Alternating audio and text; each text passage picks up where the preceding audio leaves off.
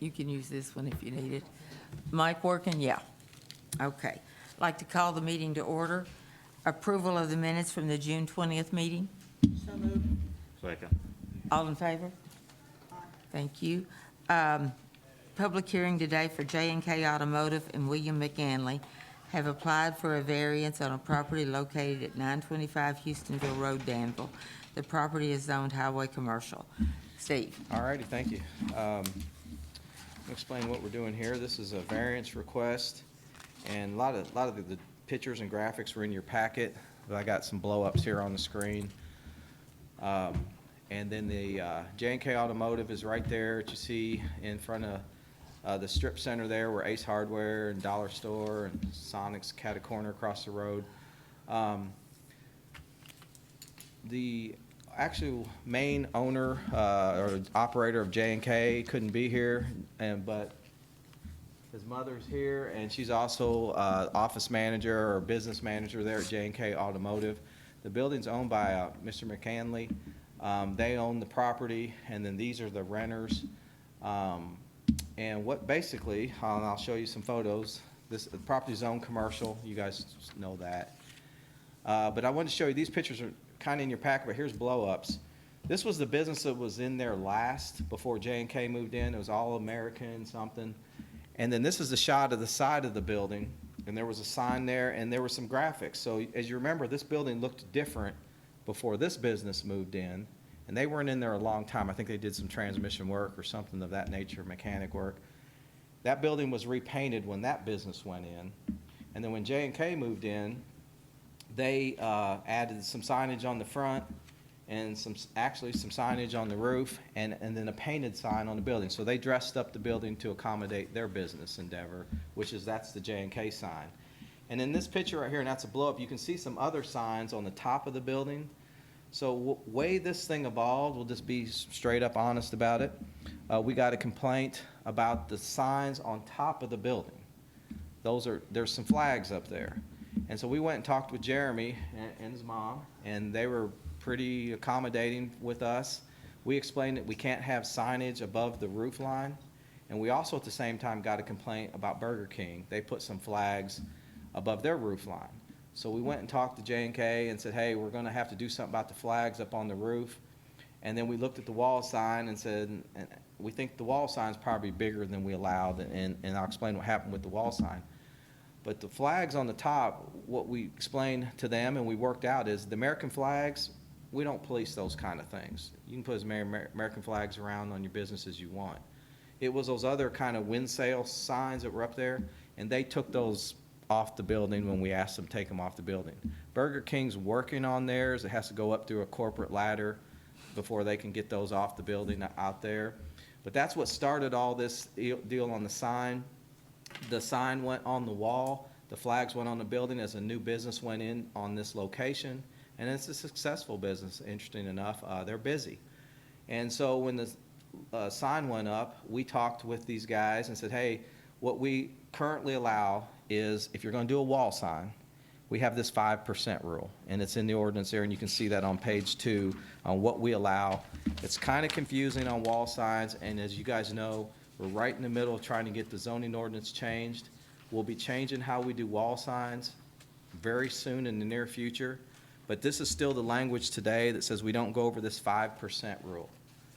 So what happened on this sign is, and as I point out, some of those graphics were already on the building from the prior owner or the prior repaint. They came in and basically put the J&K in the car. The artist that was hired literally talked to they hired an artist to come paint a sign. He was under the impression that painted signs weren't the same as other wall signage, and that the car maybe didn't count because it was just the letters. We kind of came in and said, let me tell you how we do it. We measure 5% and we make a box and we say that's all a wall sign. So what you see there is about 45 and some change, 46%.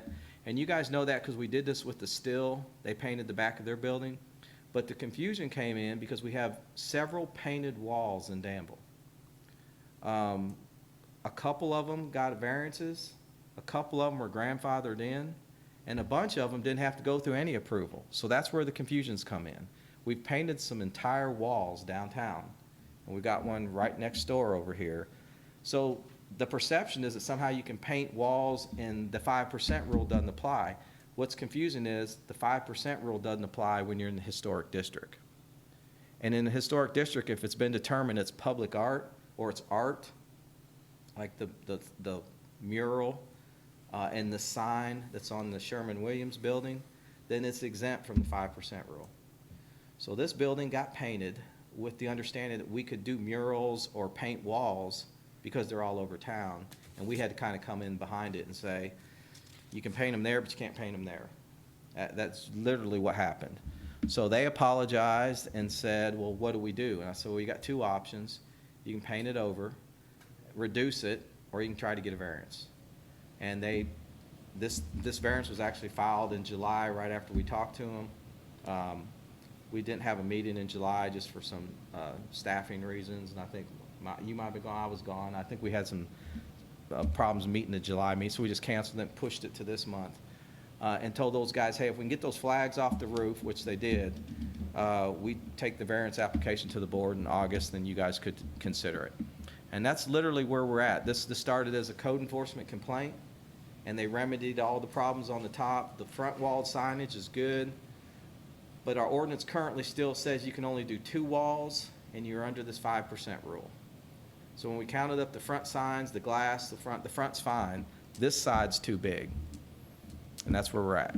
Are the letters too big or just the car? Both. No. Both. And again, when we amend the ordinance, it's literally in the hopper right now. We wouldn't be at 40%, but we're going to be bumping up the wall facage. It's going to double to 10%. Because that's more reasonable. 5% is very limited. If you think about a sign, 5%, because every facade's different. You measure the walls. So it will work then. It'd still be too big then, under the new one. But where the 5% is tricky is when we get great big walls, like the strip center that's behind there, all those tenants' wall signs actually add up to like 60-some%. So when it's a single tenant, single wall, it might work, it might be too big, but when we have these strip centers and we have multiple wall signs, the 5%'s never worked. So that's why we're fixing it, and then we're just in the middle of getting there. The property owner did check with his landlord, can I paint the wall? And they gave him the green light on that. Just make sure, you're doing what's allowed, is what they said. We talked to the property owner too.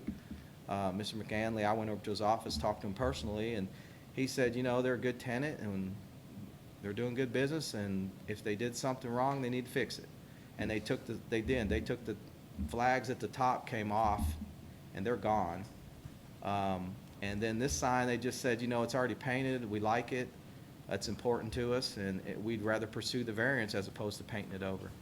When you measure the sign, do you do it from an outline and take out like the little white areas in the middle? No, Chairman, what we do is, and I'm doing this with the pointer up here, guys, we box it. So we would box it like this, and in this case, we might even box it across this way. But we draw a box around the sign, and that gets us at that percentage. We don't cut out the white, but you're correct. If you look at actually just what's the logo and painted, it's not 46%. No. And then the artwork, unfortunately, becomes part of the sign because it's integrated. We didn't count those graphics because they were already on the building. You could have went real hardcore one side and said everything that's not white on that building is the sign, but we think the logo is really just that. It kind of makes sense. And It's an attractive logo. Yeah, and we actually believe, we understand the confusion because, again, we've painted, I think, 3 or 4 walls downtown, almost corner to corner, and they have letters on it, but they're not technically a sign because they were considered art in historic district. And they literally convey a message. So there's been some confusion out amongst town of folks that are outside the historic district on how much wall they can cover up. So I get it. So at that point, it's your all's pleasure. And again, Natalie's here. I should have known this, Natalie. I was going to call you by your last name. Natalie's here.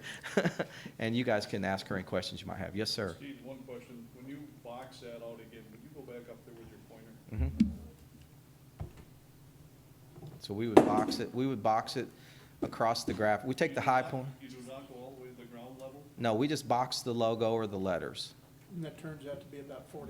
It was 45 and some change. We rounded it up to And 46. that's including ground, down to ground level? No, it stops at the bottom of about that tire that we boxed it like that. Do this side here. You go straight up. We did box it as a rectangle. That's kind of how we measure wall You signs. could probably get almost 15-20% Yeah, it's, different measurement by taking out some of the white. oh, for sure, It'd be way lower than that. To the ground Way level low. also? Right. Yeah, but we didn't, you know, the ordinance says the way we measure wall signs is we rectangle box them. If the wall sign is mounted on the wall and it sticks out, protrudes, we might measure the frame, even if it might have a green outline in the Yeah. logo center. When it's flat, or it's on a wall, or it's painted, we You measure box it. the sign itself. We're quibbling about how you measure it. It's still above. our Right. 5%, yes, sir. And will exceed our future regulation. It would, and It the will, proper way to that's do that, again, is they need a variance, or they need to get signed into the rules. So, the difference here is this variance is coming after it was painted versus a couple in town that got it before. As you guys know, we granted a fairly large variance on the back of that building so they could paint those logos. They came in and got the variance, and then they painted them. The tattoo place was mentioned, it's grandfathered in, it's a whole wall, but it was grandfathered in. The ones downtown aren't wall signs under the current rules. So there's where, and then the skating rink, going back, you guys remember that one? I guess we did that one. They had painted those wall signs and didn't know the rules, and I think they had to get a variance from you guys too, at that point in time. When they were painting the whole building, and I guess some folks think when it's painted signs, it's not a It's different. hung wall sign. I can see that. So, and I put the definition of wall sign in on page 2 too. That's our new definition that went into effect already of what a wall sign is, and it does mention if it's painted or mounted.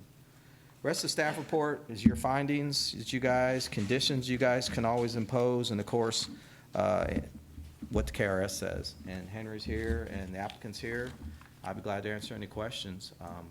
We're just trying to get the property into compliance one way or the other. Steve, could you and Natalie talk about the surrounding area and how this blends with? Yeah, sure. She may. Again, I'll go back. This isn't the best shot here, but then you don't see the strip center that well. And we don't see the tire business that's this way, but the tattoo place is on down there to the north. What's interesting is, when you think about our wall signs, if they affix banners to the walls, those aren't technically, they don't count in the 5%. So if you look at the tire business, it's just off the screen here, they got a lot of signage on the front of that building. The permanent signs are the wall signs. The temporary banners that tend to stay up there for a long, long time, and some of the glass signs aren't technically measured under the old way. So there may be 50% wall signs on that tire business right there. Will they be measured under the new ordinance? We haven't, because we haven't got it in effect yet. And in the new ordinance, we're gonna limit those banners staying on those buildings. They won't be forever. But unfortunately, we've got banners affixed to buildings. And the way the current rule reads, if you're putting a banner on the building and affix it to the wall, it can stay. Yet the wall signage, if it's permanent, is 5%. Well, you'd argue if the banners are up there forever, they're permanent. But we sort of treat them different under the old rules. I honestly think 10% is still a small amount for a sign. You, in the strip center situation, you're probably right. I really But, do. yeah, 10% would be probably small, but we set the cap at a number in the future ordinance, and then I think we'll just deal it with case by case, and if down the road we realize it should be 15 or 20, we'll bump it up. But, so as Henry's saying, what's in the neighborhood, we have signs all over. You guys are familiar with towns. You have to look at the banners on some of the buildings too. This building's been repurposed twice here in the last couple of years, and, you know, they're trying to take advantage. And as you see, there's not real good pole sign there. They've got a window front and a small facade on the front. They chose that one wall to catch that southbound traffic as their best visibility, and chose to put Well, and there. it looks very nice. It looks better than that empty building did sitting there for So, years. I don't judge them. It's a sign, and again, they prefer not to have to paint over it, but they just wanted to get legal one way or the other. That's why they filed the variance when we asked them. And they took the other signs off because there is no allowance for those roof signs. unless they're American flags. Any questions?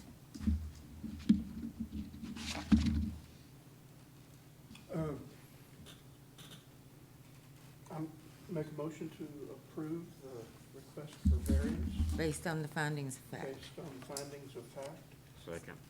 Sir. with only additional condition that should the tenant vacate the property, that it not carry forward to any subsequent tenants. That's good. You still second? Yeah. Any other additions or changes you all feel we need to make? If not, With your, Condition? are you asking that they remove the sign? No. Okay, No, or is on the that, next tenant, that, but you're saying when the tenant vacates the building, This that this variance will not- variance would not go to the next tenant. And the landlord's gonna try and get somebody in there pretty quick, and the landlord will, the tenant would then fall under the new Yeah. ordinance.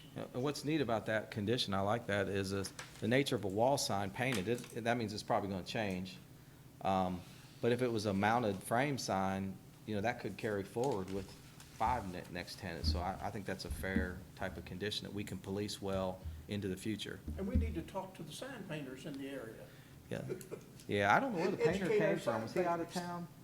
The one that did The ours, painter? it's a girl out of Lexington. A Yeah, painter we out of need- Lexington did We it. need to let them know to stop by. any other comments? I think it's create a motion. Henry, do you have any? that If not, we'll vote. All those in favor? Aye. Any opposition? All right, you have your variance. Thanks so much. You're so welcome. And let's see, any old business? Any new business? If not, a motion to adjourn. So moved. Second. All in favor? Any opposition?